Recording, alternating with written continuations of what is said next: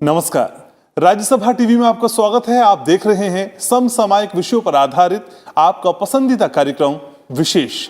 अपने हित से पहले समाज और देश के हित को देखना एक विवेक युक्त सच्चे नागरिक का धर्म होता है।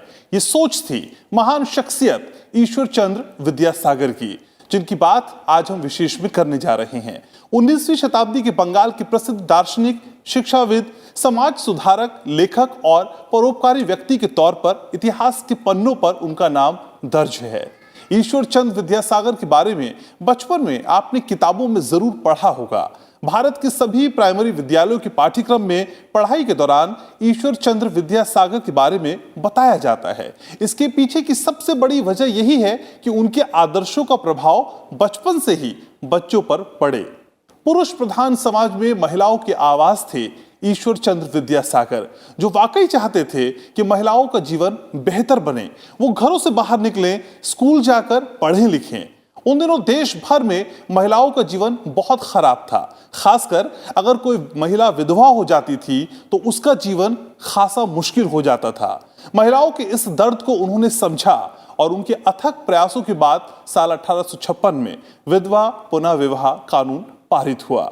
ईश्वर चंद्र विद्यासागर ने अपने इकलौते पुत्र का विवाह एक विधवा से करवाकर समाज में शानदार उदाहरण पेश किया और ये संदेश दिया कि किसी भी नई शुरुआत को अपने घर से ही शुरू किए जाने की जरूरत होती है। आज जानेंगे ईश्वर चंद्र विद्यासागर के जीवन के बारे में, उनके आदर्शों के बारे में और जानेंगे कैसे उन्होंने अपना जीवन समाज के हित में समर्पित कर दिया।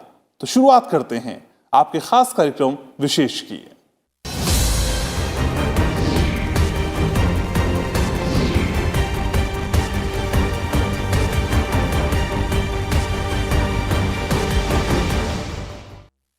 ईश्वर चंद्र विद्यासागर 19वीं शताब्दी के प्रसिद्ध दार्शनिक, शिक्षाविद, समाज सुधारक, लेखक और स्वतंत्रता सेनानी थे। ईश्वर चंद्र विद्यासागर का जन्म 26 सितंबर 1820 को हुआ था। बचपन से ही मेधावी ईश्वर चंद्र विद्यासागर नारी शिक्षा और विधवा विवाह के समर्थक थे। उन्हें भारत में पुनः जागरण के स्तंभों में से एक माना जाता है। अपने कार्यों से वो समाज सुधार के तौर पर पहचाने जाने लगे, लेकिन उनका कद इससे कई गुना बड़ा था। ईश्वर चंद्र विद्यासागर ने भारतीय समाज की जड़ में बसी जाति प्रथा जैसी सामाजिक बुराइयों के खिलाफ हमेशा लोगों को जागरूक बनाया।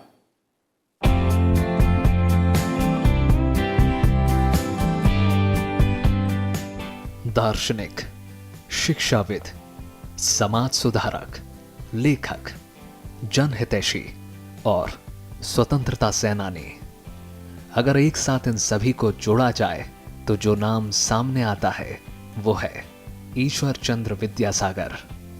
ईश्वर चंद्र विद्यासागर भारत में सामाजिक पुनर्जागरण के पुरोधाओं में से एक हैं।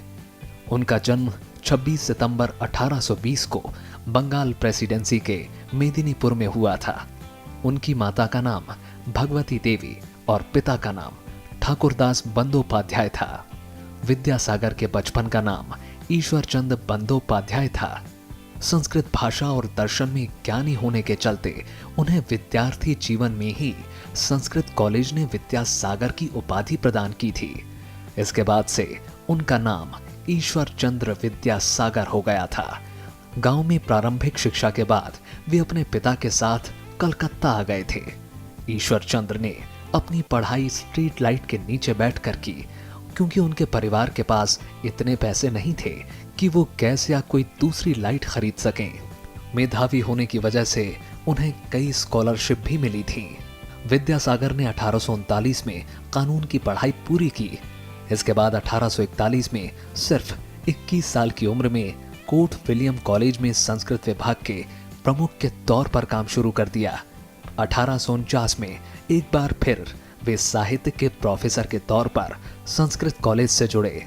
उन्होंने संस्कृत कॉलेज में आधुनिक पश्चिमी विचारों का अध्ययन शुरू कराया था। नैतिक मूल्यों के संरक्षक और शिक्षाविद होने के साथ ही विद्यासागर का मानना था कि अंग्रेजी और संस्कृत भाषाओं के ज्ञान का समन्वयन करके भारतीय और पाश्चात्य परंपराओं के श्रेष्ठ को हासिल किया जा सकता है। कि 1820 में मेदिनीपुर, जो तब बंगाल था, बाद में पश्चिम बंगाल हुआ, फिर बंगाली हुआ। मेदिनीपुर के एक छोटे से निर्धन ब्राह्मण परिवार में जन्म लिया व्यक्ति अपनी समाज केंद्रीयता के कारण, यानी सामाजिक मुद्दों और सामाजिक सरोकार से जुड़े होने के कारण कैसे महत्वपूर्ण हो जाता है और कैसे एक इतिहास का प्रस्थान बिंदु हो जाता है, ईश्वर चंद्र विद्यासागर इस बात के प्रमाण हैं। ईश्वर चंद्र विद्यासागर ने अपने सोच और कार्यों के जरिए समाज में बदलाव लाने की पहल की। वे नारी शिक्षा के समर्थक थे। उनके प्रयास से ही कलकत्ता और दूसरी जगहों पर बहुत अधिक बालिका विद्यालयों की स्थापना हुई। ईश्वर चंद्र विद्यासागर ने स्थानीय भाषा और लड़कियों की शिक्षा के लिए स्कूलों की एक श्रृंखला के साथ कोलकाता में मेट्रोपॉलिटन कॉलेज की स्थापना की। उन्होंने इन स्कूलों को चलाने में आने वाले पूरे खर्च की जिम्मेदारी अपने कंधों पर ली। स्कूलों के खर्च के लिए वे विशेष रूप से स्कूली बच्चों के लिए बांग्ला भाषा में लिखी गई किताबों की बिक्री से फंड जुटाते थे। 1855 ईस्वी में जब उन्हें स्कूल निरीक्षक बनाया गया तो उन्होंने अपने अधिकार क्षेत्र में आने वाले जिलों में बालिकाओं के लिए स्कूल समेत अनेक नए स्कूलों की स्थापना की थी। उच्च अधिकारियों को उनका ये काम पसंद नहीं आया और आखिरकार उन्होंने अपने पद से इस्तीफा दे दिया। ईश्वर चंद्र विद्यासागर को अगर आप देखें, उनके पूरे जीवन को का अगर मूल्यांकन करें तो आप पाएंगे कि वो ये एक तरह से भारतीय रेनेसां के, भारतीय पुनर्जागरण के एक आधार स्तंभ में। ईश्वर चंद्र विद्यासागर विधवा पुनर्विवाह के प्रबल समर्थक थे। उन्होंने विधवाओं के विवाह के लिए खूब आवाज उठाई। विधवा पुनर्विवाह की वैधता से जुड़े कानून को पारित कराने में उनका महत्वपूर्ण योगदान रहा।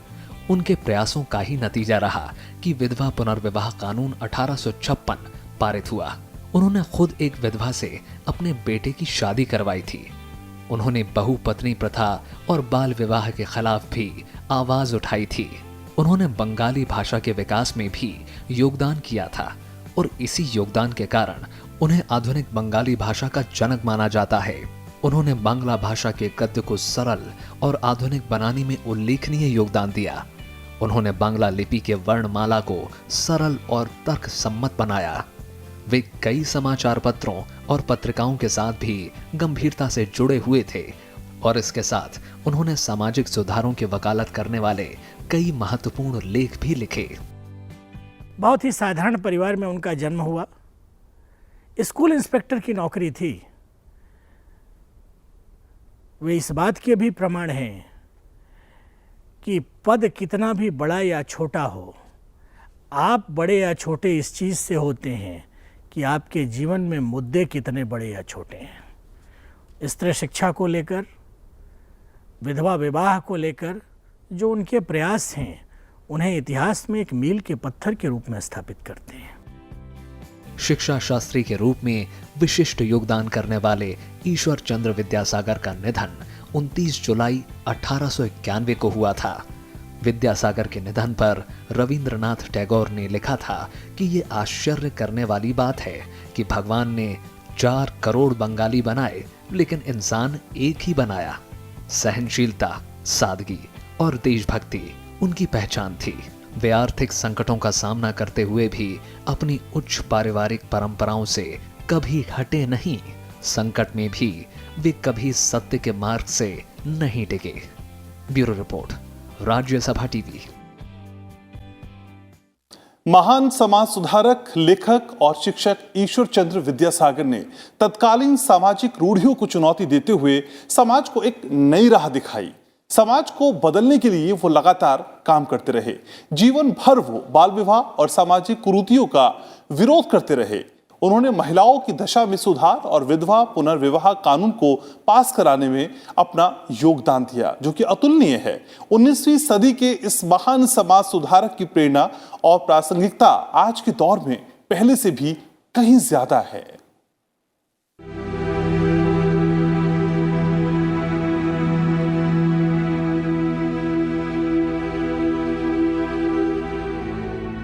19वीं सदी में भारत में पुनर्जागरण की जो महान लहर आई, उससे अंधकार के युग में पुनर्जागरण के युग की शुरुआत हुई। भारत में नई चेतना और जागरण की लहर दौड़ पड़ी। विवेक और ज्ञान ने विश्वास का स्थान ले लिया और रूढ़िवाद की श्रृंखलाएं एक एक कर टूटने लगी। इस नई चेतना और जागरण के वाहक कुछ महान समाज सुधारक थे, जिन्होंने अपनी प्रतिबद्धता और दूरदर्शिता से समाज को एक नई दिशा दिखाई। उनमें से एक थे ईश्वर चंद्र विद्यासागर। समाज विचारों को धीरे धीरे स्वीकारता है और क्रांतिकारी और पुनर्जागरण के विचारों को तो और धीरे धीरे स्वीकारता है। लेकिन आज जिस रूप में समाज में स्त्रियों की स्थिति है, उसमें ईश्वरचंद्र विद्यासागर जैसे लोगों का बहुत बड़ा योगदान है। तभी तो लगभग 1820, ये 2019 है, देश उन्हें याद कर रहा है। महान शिक्षाविद, संस्कृत विद्वान और समाज सुधारक ईश्वर चंद्र विद्यासागर ने समाज में व्याप्त रूढ़ियों को चुनौती देते हुए सामाजिक सुधार की जो अलख जगाई, उससे देश में सामाजिक स्तर पर क्रांतिकारी परिवर्तन हुआ। ईश्वर चंद्र विद्यासागर ने बिना किसी संघ की स्थापना किए स्त्रियों की दशा सुधारने के लिए अनेक कार्य किए। समाज में स्त्रियों की स्थिति सुधारने के लिए राजा राम मोहन राय ने विधवाओं की सती प्रथा पर रोक लगवाई, तो ईश्वर चंद्र विद्यासागर ने विधवाओं को विधवा जीवन की यातनाओं से बचाया और कानून द्वारा पुनर्विवाह को अनुमति दिलाई। उन्होंने विधवा विवाह संबंधी तर्कों को शास्त्रों और संहिताओं के जरिए आधार प्रदान कर समाज के सामने प्रस्तुत किया। राजा राम मोहन राय के साथ मिलकर और उस समाज के साथ मिलकर एक समाज केंद्रीयता में परिवर्तन की शुरुआत हो, स्त्रियों के दृष्टि से, शिक्षा की दृष्टि से, ऐसा उन्होंने अपने प्रयास से सुनिश्चित किया। साल 1854 में विद्यासागर ने विधवा पुनर्विवाह के लिए अभियान शुरू किया। ईश्वर चंद्र विद्यासागर ने अपनी पुस्तक विडो रीमैरिज में विधवा विवाह संबंधी अपने विचारों को लिखा, जिसकी काफी सराहना की गई। उन्होंने विवाह संबंधी आंकड़े इकट्ठा कर समाज में फैली कुलीन प्रथा के अमानुषिक रूप को भी प्रकट किया। ये ईश्वर चंद्र विद्यासागर के अथक मेहनत और कोशिशों का फल ही था कि 1856 में विधवा पुनर्विवाह अधिनियम पारित हुआ। इस कानून के मुताबिक अगर विधवा चाहे तो पुनर्विवाह कर सकती थी। उन्होंने कई बार लेजिस्लेटिव असेंबली में प्रस्ताव लाने की कोशिश की, एक जनमत तैयार किया कि उन्होंने अपने पुत्र का विधवा विवाह किया था और उन्हीं के प्रयास से विधवा पुनर्विवाह कानून आया। विधवा विवाह के अलावा 19वीं सदी में व्याप्त कई कुप्रथाएं महिलाओं का जीवन नरक बना रही थी। ऐसी ही एक कुप्रथा थी बाल विवाह। ईश्वर चंद्र विद्यासागर ने बाल विवाह का कड़ा विरोध किया। उन्होंने अपने भाषण और लेखन के जरिए तत्कालीन समाज में व्याप्त बाल विवाह प्रथा के खिलाफ जनता को जागृत करने का प्रयास किया। उस दौर में किशोर आयु में ही बालिकाओं का विवाह अधेड़ पुरुषों से कर देने का चलन भी खूब था। पति के निधन के बाद ऐसी लड़कियों को ताउम्र सफेद साड़ी में एक कलंकित और समाज से अलग जीने को मजबूर होना पड़ता था। ऐसी सामाजिक कुरीतियों के खिलाफ विद्यासागर कई पत्रिकाओं में खूब लिखते थे। उन्होंने इस बात पर काफी जोर दिया था कि जिस देश में बाल विवाह प्रथा जारी है, वहां की संतान कभी वीर और पराक्रमी नहीं होगी। विद्यासागर और उनके जैसे ही समाज सुधारकों की कोशिशों के चलते 1860 में एज ऑफ कंसेंट नामक कानून पारित हो सका। इसके जरिए 10 साल से कम आयु की पत्नी के साथ यौन संबंध बनाने को अपराध माना गया। देखिए, बाल विवाह रोकने के लिए भारतीय समाज में सबसे बड़ी कमी अशिक्षा की थी। अशिक्षा, खासकर स्त्री केंद्रित अशिक्षा। स्त्री पुरुष के बराबर की हकदार है और इसमें शिक्षा उसकी केंद्रीयता बनाएगी। जब स्त्री शिक्षित होगी, पुरुष शिक्षित होंगे, तो बाल विवाह स्वयं रोकेगा। और इसके लिए वैधानिक व्यवस्था भी करनी चाहिए। आपको पता है, तत्कालीन सरकार अंग्रेज सरकार थी। अंग्रेज सरकार पर एक किस्म का नैतिक दबाव बनाने का काम ईश्वरचंद्र विद्यासागर, राजा राम मोहन राय आदि के समेकित प्रयास से हुआ है। ईश्वर चंद्र विद्यासागर ने न सिर्फ सामाजिक रूढ़ियां तोड़ने के लिए लोगों को प्रोत्साहित किया, बल्कि उसके प्रवर्तक भी बने। उनकी व्यावहारिकता का इससे अच्छा प्रमाण और क्या हो सकता है कि उन्होंने अपने एक लौते बेटे का विवाह एक विधवा के साथ कराया। ईश्वर चंद्र विद्यासागर ने अपने दौर में समाज में व्याप्त हर तरह की कुरीतियों का विरोध किया। उन्होंने गरीबों और दलितों के हक में भी आवाज उठाई, समाज में मौजूद हर तरह के भेदभाव का विरोध किया। बहुपत्नी प्रथा और छुआछूत के विरोध के साथ ही उन्होंने शिक्षा के क्षेत्र में बेहद महत्वपूर्ण योगदान दिया। Bureau report, Rajya Sabha TV. Ishwar Chandra Vidyasagar Sanskrit और दर्शन शास्त्र के ज्ञाता होने के साथ एक बंगाल रेनेसां के अधिष्ठाता थे। एक शिक्षाविद के तौर पर उन्होंने शिक्षा के प्रसार के लिए अभूतपूर्व काम किया और बांग्ला अक्षरों को वो स्वरूप दिया जिसे लिखने बोलने के लिए आधार माना जाता है। ईश्वर चंद्र ने हर जाति के लिए संस्कृत विद्यालयों के दरवाजे खोल दिए और स्त्री शिक्षा को बढ़ावा देने के लिए कई कदम उठाए। आइए नजर डालते हैं ईश्वर चंद्र विद्यासागर के एक शिक्षाविद के तौर पर योगदान पर।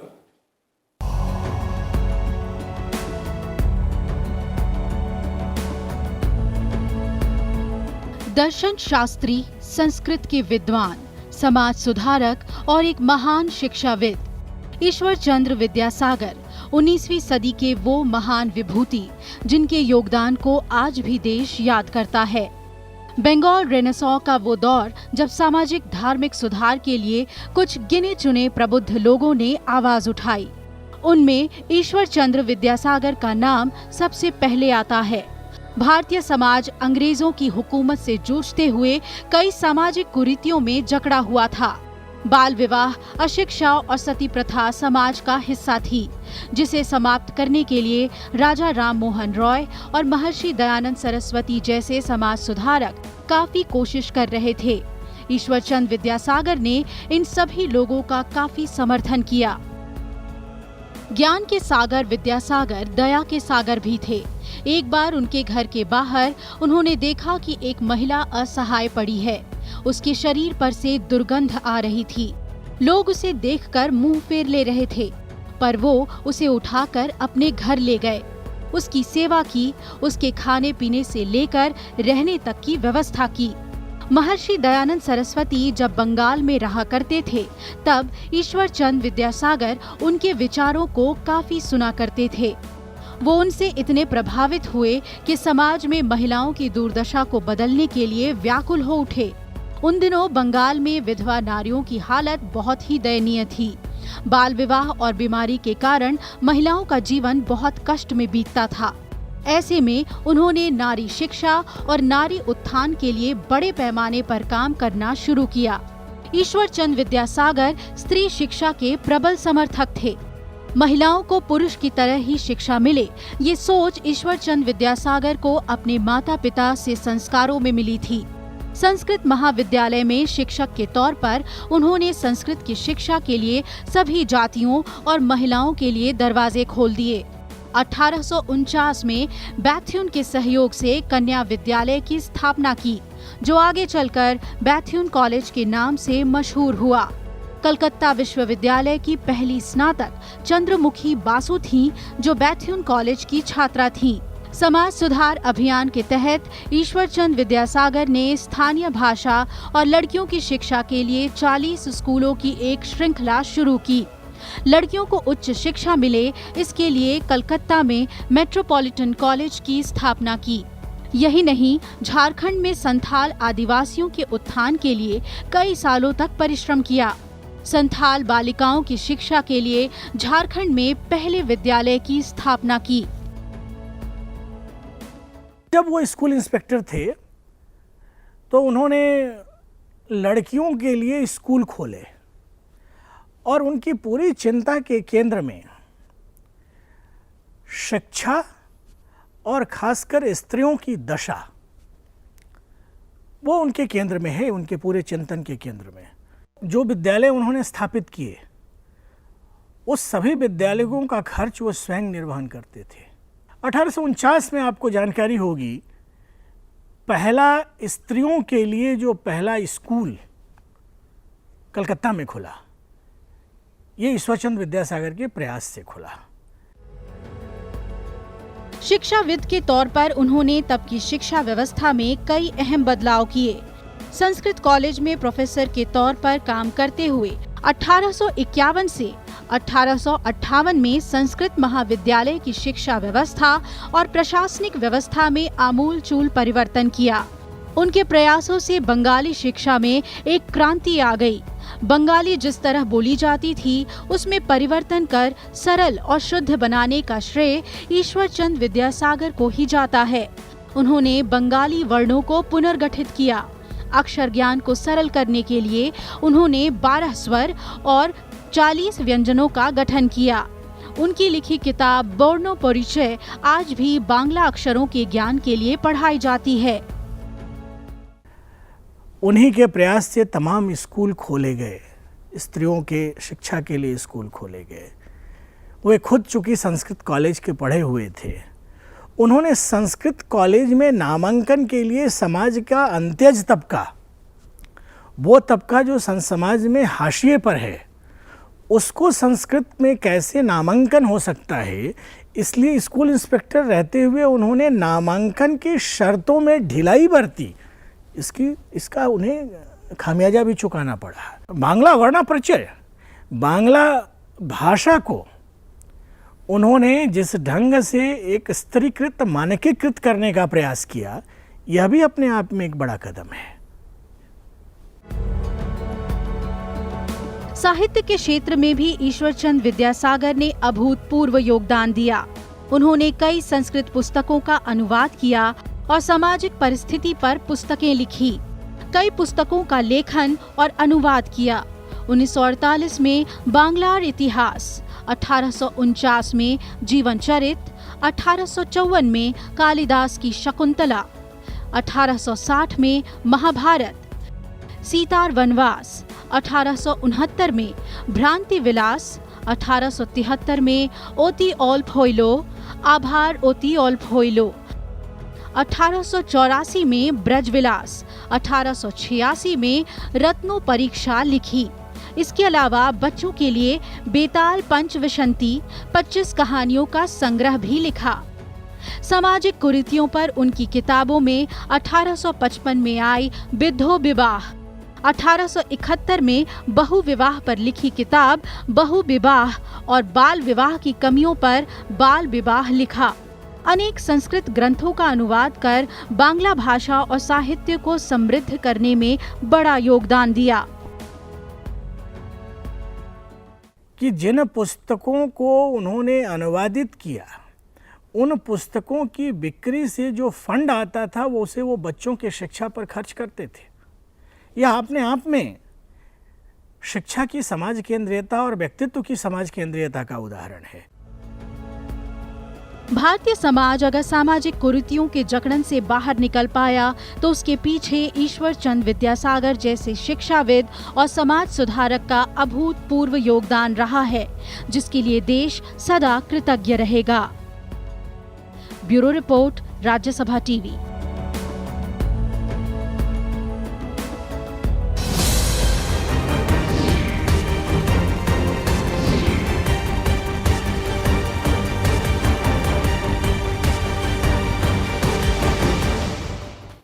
तो आज के विशेष में इतना ही। उम्मीद है आपको विशेष का ये अंक पसंद आया होगा। आप हमारा ये कार्यक्रम YouTube पर भी देख सकते हैं, जहां हमें आपके रिएक्शंस, आपकी प्रतिक्रियाओं और सुझावों का बेसब्री से इंतजार रहता है। देश दुनिया की तमाम खबरों के लिए देखते रहिए राज्यसभा टीवी। नमस्कार।